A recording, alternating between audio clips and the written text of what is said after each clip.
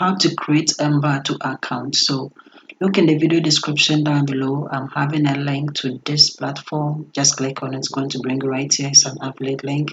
Then simply come here to where it says get unlimited downloads and come and click on it. So when you click on it, you simply have to come ahead and select a plan. Okay, so they have the plan in three forms. The first one is the individual plan. So the individual plan comes with unlimited downloads within the month.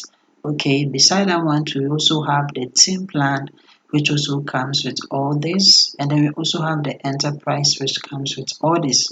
What that you have to do is simply come and then select the individual plan by simply come here to start now.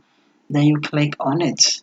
And then over here you can create an account. It is so simple. Okay, so to create an account you can go with Google, Apple, Facebook, or you can put in your email manually. Okay, and then come down here and then make sure that this box is checked to receive marketing tips from them.